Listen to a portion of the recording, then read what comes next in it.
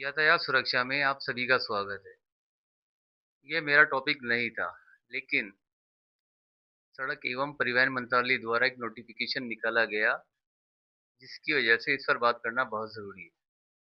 ये नोटिफिकेशन क्या है? क्या इसकी विशेषताएं हैं?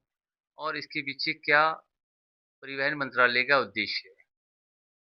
या इस उद्देश्य के पीछे कोई और या किसी और का उद्देश्य है जो अपना सरकार के बहाने से पूरा करना चाहता है? आइए इसे जानने की कोशिश करते हैं और ये कैसे ट्रक वालों की ज़िंदगी पर प्रभाव डालेगा। इस नोटिफिकेशन में कहा गया है कि दिल्ली एनसीआर में वातावरण को और स्वच्छ बनाने के लिए डीजल एवं पेट्रोल के वाहनों की जगह इलेक्ट्रिक वाहनों का प्रयोग करना जरूरी है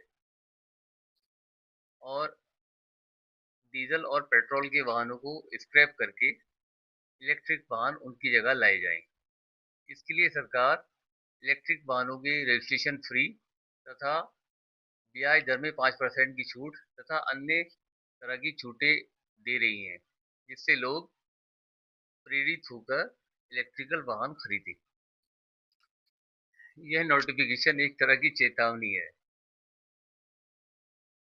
अभी तक 2014 में दिल्ली में डीजल और पेट्रोल के वाहन बंद करने का जो प्रतिबंध था, उससे ही जो लोग बर्बाद हुए हैं, अभी तक उससे भी नहीं उबर पाए। तो ये नए तरह का आदेश और नई तरह के एक नोटिफिकेशन लोगों पर लागू होगा, तो इससे कहाँ तक उबर पाएंगे।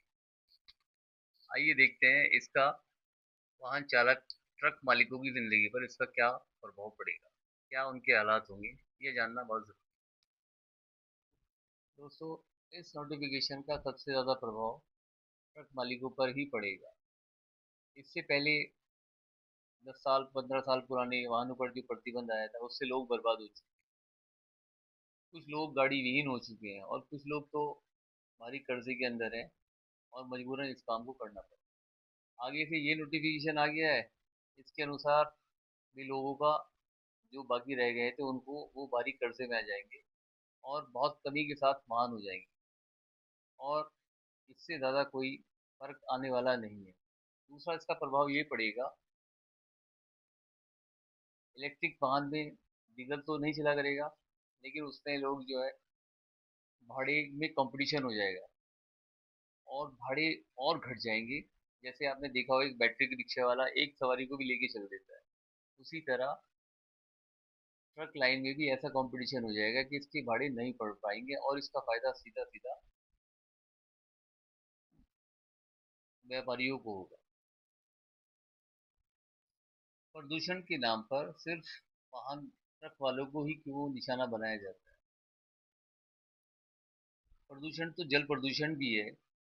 अगर प्रदूषण के पास आप जाना चाहते हैं तो देखिए कि किस तरह का जल प्रदूषण हो रहा है। फैक्ट्रियों द्वारा दूषित जल नदी नालों में छोड़ा जाता है, जो कि नदियों को प्रदूषित करता है। लोगों के पानी पीने का पानी बेकार हो गया है। लोग पीने के पानी की वजह से बीमारियां हो रही है, कैंसर से लोग मर रहे हैं। वो भी तो एक प्रदूषण है। या सिर्फ प्रदूषण के नाम पर ट्रक मालिकों को ही निशाना बनाया जाता है? इसी में आता है, अगर कंपनी को सुधार करना चाहती है या और कंपनियां सुधार करना चाहती हैं या और कोई सुधार करना चाहता है, तो और प्रदूषण के पीछे भी उनको सुधार कीजिए। पहले प्रदूषण के नाम पर 10 साल 15 साल पुराने डीजल वाहन और पेट्रोल वाहनों को बंद किया गया। उसमें ये नहीं बताया गया कि आज 8 साल हो चुके हैं लगभग उस प्रतिबंध को लगे हुए। उसमें ये नहीं बताया गया कि इस प्रतिबंध के कारण कितना प्रदूषण कम हो पाएगा या कितना उसके द्वारा आज तक कम हुआ। अगर आंकड़ों के हिसाब से देखा जाए तो 2017 में दिल्ली एनसीआर में प्रदूषण का स्तर 213 था, जो कि आज 8 सालों में घटकर 200 हुआ है, यानी सिर्फ 13 पॉइंट प्रदूषण घटा है। अब कैसे कहा जा सकता है कि इलेक्ट्रिकल वाहन आने के बाद ये प्रदूषण घट जाएगा? हो सकता है कि वाहनों द्वारा प्रदूषण हो ही ना। एक रिपोर्ट में कहा गया है कि 23% प्रदूषण वाहन फैलाते हैं। इसके अलावा और जो पॉल्यूशन है, कंस्ट्रक्शन हुआ, धूल मिट्टी के कण हुए, पराली हुई और फैक्ट्रीज, ये प्रदूषण फैलाती है। और जब ये सब जुगत हो ही रहेगा तो प्रदूषण घट ही नहीं पाएगा। इसके बाद क्या करेंगे? लेकिन इस प्रतिबंध के कारण जो ट्रक वाले बर्बाद हो चुके उनका क्या होगा? और ना ही सरकार भी इस बारे में नहीं बताती कि हमने वाहनों के द्वारा हमें इतना प्रदूषण में हमारे पास कमी आई। इसका कोई आंकड़ा नहीं बताती, सिर्फ बताती है कि निशाना बनाती है कि वाहनों को बंद कर दिया जाए, ये ले आइए आप इलेक्ट्रिकल वाहन ले आइए, ये डिवाइस लगा दीजिए, इसमें यूरिया लगा दीजिए आप।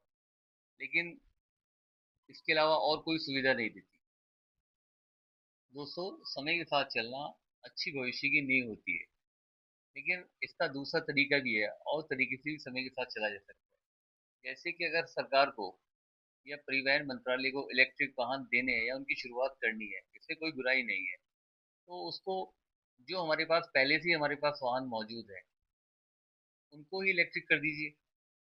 जैसे कि लोग ने डीजल में लोगों ने सीएनजी लगाई, पेट्रोल के वाहनों में सीएनजी लगाई, और अगर आज लोग कार वगैरह में लोग खरीदते हैं वाहन तो सीएनजी को लेना पसंद कर रहे हैं। ऐसे ही जब ये प्रभाव बढ़ेगा, ये चलन बढ़ेगा, तो लोग खुद ही इलेक्ट्रिक वाहन लेने लगेंगे अगर उनको उसमें बेनिफिट हुआ।